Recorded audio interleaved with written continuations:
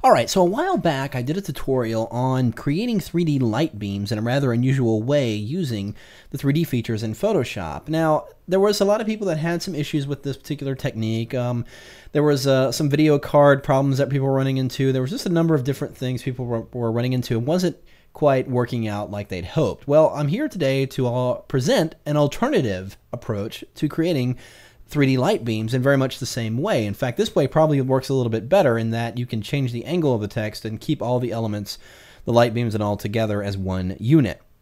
And it does utilize the new Repoussé feature in Photoshop CS5 Extended. So if you are using that version of Photoshop, you will be able to do this very effect. Now, all we're starting with here is a simple text layer. Here I have the word imagine on a text layer, and I'm just going to go ahead. Now, before I turn this into a Repoussé object, I need to do something to it. I need to actually flip it around, and you'll see why in just a moment. So I'm going to go up to the Edit menu, go down here to Transform, and choose Flip Horizontal. Flips it around, and now I'm ready to go and apply the Repoussé. So we'll go to 3D menu, go down here to Repoussé, and choose Text Layer. And it's going to go ahead and extrude the text and go and open up the 3D Repoussé panel. Now, the reason why we flipped the text around is because I want the extrusion to get bigger the further out it goes. And when you mess with the scale setting here in the Repoussé panel, what it does is it inflates or makes larger the back face of your object. Now, in this case, the back face would have been the back of the letters. But now, since we flipped the text around, it is now going to affect the front of the text instead. Notice if I go over here into the scale setting and put this up to 2, you'll notice that the back got bigger. Let me see, so you can see what's going on there is that the front is still the same size. It just made the back edge a little bit bigger, which if we flip it around, it'll read right, and it has those beams going outward like that. Let's get it back to the home position. So on that, I'm going to go ahead and increase the depth to 4. And that's all the settings we're going to change in here. As in the extrude section, we're going to set the depth to 4 and the scale to 2. So if I just kind of rotate this around, you can see it looks like the text just kind of extruding outward like that. And this is going to be the base for our light beams. So that's all we've done in the Repoussé panel is to set, again, the extrude depth to 4 and the scale to 2. But do remember to flip that text around before we go and apply this Repoussé setting here. So I'm going to go ahead and hit, set this back to the home position and click OK. So now we're back inside Photoshop. What I need to do now is go ahead and flip around the text the right way as it was before. So let's go up here and first select the 3D Object Rotate tool here in the toolbar, and then up inside the options bar, I'm going to go over to the orientation settings here and set the Z factor to 180. So that flips it around, and now the letters read the right way with the extrusion getting bigger as it gets closer to us. Now, with that, we're going to go ahead and make some changes here. I'm going to go and open up the 3D panel, and inside here, we need to go into the third icon over, which is the materials section, and there we see the different faces of our 3D text that we have here. We've got the front inflation, front bevel. We don't have any beveling on the text, so beveling doesn't matter here. So what we're really looking at is the front inflation and the extrusion material and the back inflation. Now, of course, the back and front are reversed in this case, so the back inflation is actually the front of the text that we're looking at because we flipped it around before we applied it. So I'm going to select that back inflation material and go down here to the opacity setting and simply take that to 0. You'll see that face disappears, letting us see inside of the extrusion material.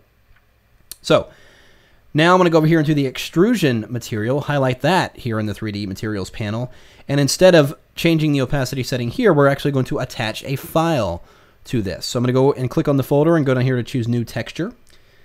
And we want to make this the same size as the existing document. This document here is 10 by 6 inches and 100 pixels per inch. I'm going to go ahead and leave my new opacity file the same size. We'll go ahead and click OK. And you can see it goes ahead and creates the file but did not open it. So it's right here. So I'm going to go ahead and back into that folder or back into that pop-up menu and go ahead and choose Open Texture. So it opens that new document we just created, which is the mask file. And you can think of this as a layer mask in that anything we put in here, right now it's white, so it's revealing the entire extrusion material. But once we introduce black in any way, it's going to hide those areas. So first thing is I don't want to see 100% of any of this extrusion material. So I'm actually going to go ahead and fill this layer with 50% gray. So I'll just press Shift Delete. 50% gray normal, 100%, and okay. Then we're going to go ahead and add a gradient because I want this extrusion to fade from the back of the lettering forward to look like it's like light coming out of the text. Well, in order to do that, we're going to add a gradient. I'm going to go ahead and use the foreground to transparent gradient, which is the second one right here. Linear gradient, I'm going to come in from the bottom, and I'm just going to hold down the shift key and just drag from the bottom to the top of the image. It fades that area up. In fact, I'm going to do it a second time to get a little bit more darker at the bottom there.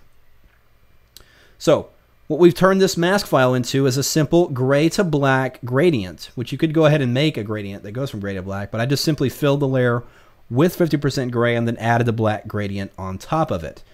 So when I close this document and save the changes, you'll notice the beams now kind of come out of the letters like it was actual light coming through the letters. Now if I go and grab my 3D Object Rotate tool and rotate these letters around, you can see that the light beams are in fact coming out of there, giving us the effect that light is behind the lettering.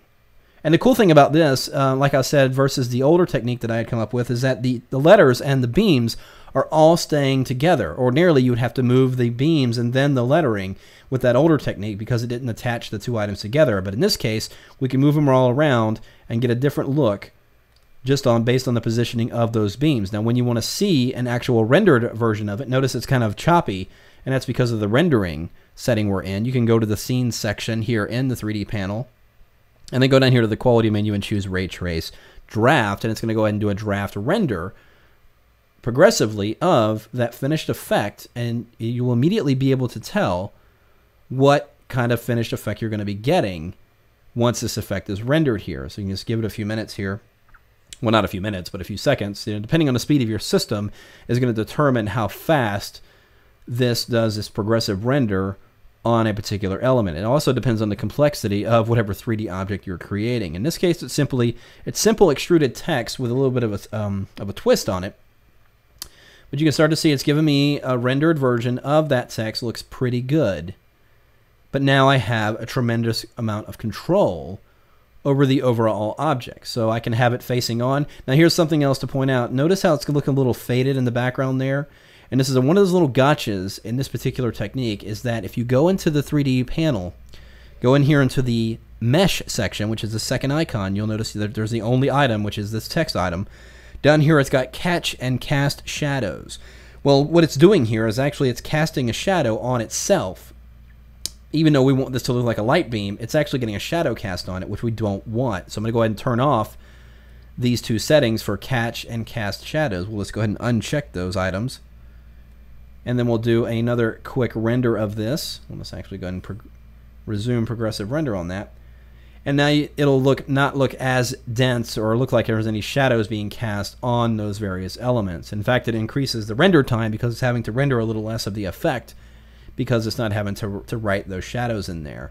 But you can see we're getting a really interesting light beam effect right from being able to mask individual elements or surfaces of our 3D object. So once I've got that rendered, it looks pretty good. If I decide, hey, I want to change the angle of that, just grab your 3D Object Rotate tool and just go ahead and reposition it anywhere you'd like it to be.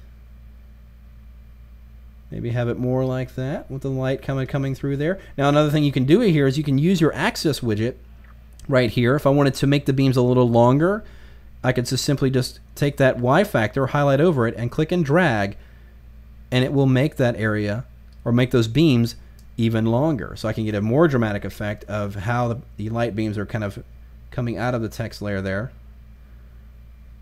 with making a simple adjustment. So hopefully this way is a little bit more accessible to you. Obviously, only if you have Photoshop CS5 extended, but you are able to manipulate a repose object in a much more controlled way than that other way that I had done a few months ago and some people were having trouble with. It does work pretty well, but this method I think will probably give you more results that you're looking for, and hopefully you'll experiment with it and come up with some different results and have fun with it. We'll see you next time.